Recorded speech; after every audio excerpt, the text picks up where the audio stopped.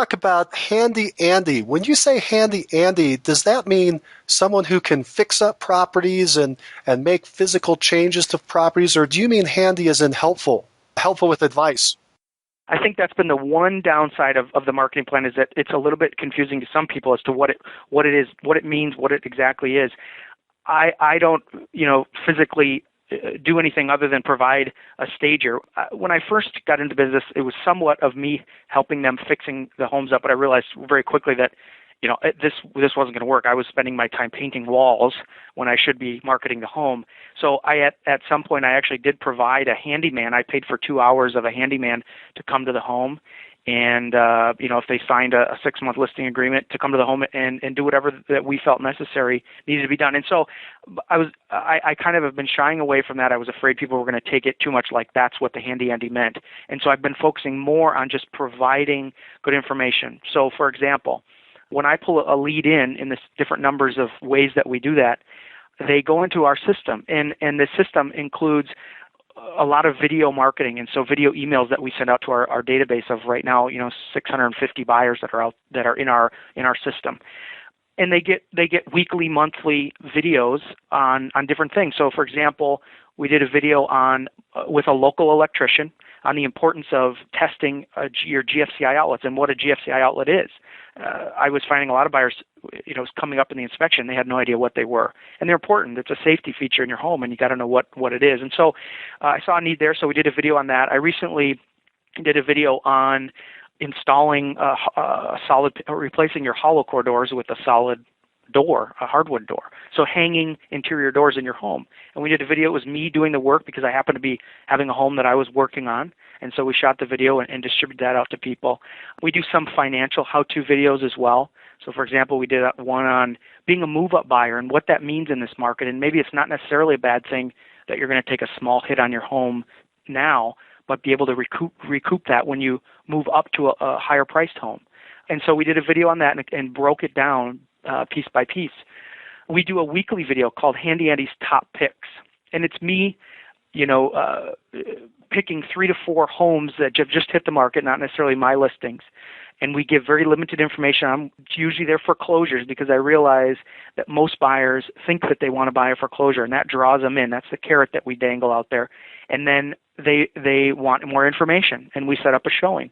And then we, explain the risks of these distressed properties, and they end up either buying one or buying something else, but they see that we provide value. So we do the top picks video. I also do a weekly market update that's just not a video, but a blog post, and then some other things as well. So that's kind of the idea is provide this helpful info, and then when they are ready, they'll come back and talk to us. Let's talk some more about the videos. How long is each video? Are you doing these for a couple minutes? Are they 10 minutes, an hour long? How long are the videos? Under 5 minutes. Everyone has got to be under 5 minutes. And, but they have to be thorough as well. So it's kind of a tricky thing to do because, when you're explaining how to hang an interior door, that can take some time. But yeah, anytime we can, it's got to be under 5 minutes. Otherwise you kind of lose their attention. Who's editing those videos? At this point, I am.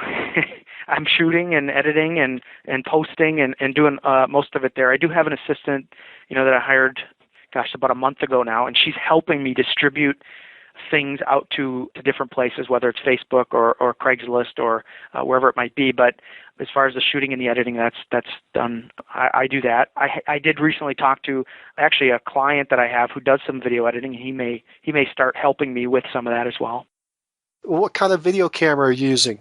I used just a basic flip cam. It was, a couple $100, and then I bought a wide-angle lens that can be added to it to kind of get a better view. They're kind of normally just a narrow view, and so I kind of bought a wide-angle lens, and that helps in tighter spaces. But then I have a tripod that it sits on, and, depending on where I'm at, we set that up and then just shoot the video, and then I have an iMac that we go through just in a basic iMovie program and edit it and add text and music and kind of a beginning little introduction clip, and then it's sent all over the place. So when you're shooting this, let's talk about when you did the hang the door video. You set up the tripod in a corner of the room and pointed it towards the door jamb, and then you walk in front of it. Do you have a script outlined? How do you know what to say? Well, I have some experience in doing some of these things, so some of it just kind of comes naturally. I guess the biggest thing I try to avoid is having a script, because I think people, they know when you're scripted. So what I do is just talk like I'm talking to them. I'm at their home on a weekend helping them out. I usually wear a T-shirt that has my Handy Andy logo on it. It's just very laid back and just more like their buddy coming over, like I said, helping them on the weekend. Here's how you do it. And so, for example, the hanging interior door video, I started in my lower level where I already completed a door and showed and kind of explained what I was going to be showing them how to do. And then we went up to the upper level area. I set the tripod in the hallway and basically went from start to finish. I had a existing hollow core door. I told them how to go step by step and remove that, and then install the new one. And it's something anybody can do, and it can add value in certain situations to the home. And so things like that people can, relate me to real estate, but relate me to helping them add value to their home, and then just being a resource, I think most all. So you started the video downstairs with the final product. You moved upstairs to the door that needed to be removed. You start the camera. Do you let it run for the whole 30 minutes or hour it takes to remove the door, or do you start and stop the camera as you're moving along? In some cases, I've had to start and stop it, and some I just let it run. It depends on which video I'm doing. I can always take that video and then go back and edit it later if I have multiple clips within one full video.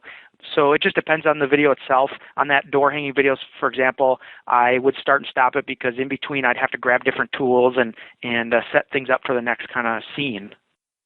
So you had scenes. Did you have those mapped out on a piece of paper before you started, or did you just kind of have it in your mind where you wanted to go? I made these scene sheets. I guess I just, put them on the computer and printed them out in Word, and they're just a box with a bunch of lines next to it. And in each box, I kind of draw out the basic scene with stick figures, and then on the side, write what's going to be said and what's going to be explained in each scene. So that way, I at least have somewhat of an outline. I usually, change it once I'm actually there shooting the video, depending. But at least for these how-to videos, there's a step 1, 2, and 3 that's already kind of outlined. So on those videos, I do a monthly video called the Market Minutes, and that's more of a detailed video with more statistics on our local market. And I try to do it in a different location in Rochester. I've done it, at the St. Mary's Hospital or the Plummer House, which is a historic home here. And those I have more of a scripted dialogue that's set up for the video. You do have some kind of outline then before you start. You don't just say, here we go, and turn on the camera. Yes, I think people sense that. So they got to have some direction, and that allows me to keep it under 5 minutes too. That's a key for you in these videos, is to go back after the fact and edit them back down, and your goal is to get it under 5 minutes. Yeah, absolutely. How long will that flip phone record before it runs out of juice or batteries or memory? Well, I think it has internal memory of up to 2 hours, so I can easily shoot, a video on it and then just remove the video once I'm done and I'm going to edit it. I just pull it off the camera and put it on the computer, and then the camera's ready to shoot again. We shoot all our listing videos. We do a video for every listing. We shoot all our listing videos with that camera as well. Sounds like you've really dove into the video side of things. How many videos do you think you've made in the last couple of years? Well, I've only been doing the video for the last year, really, and I don't know, maybe I have 40 or so videos that are there, and that includes the videos of listings that I've done as well, but also all the how-to videos and things like that.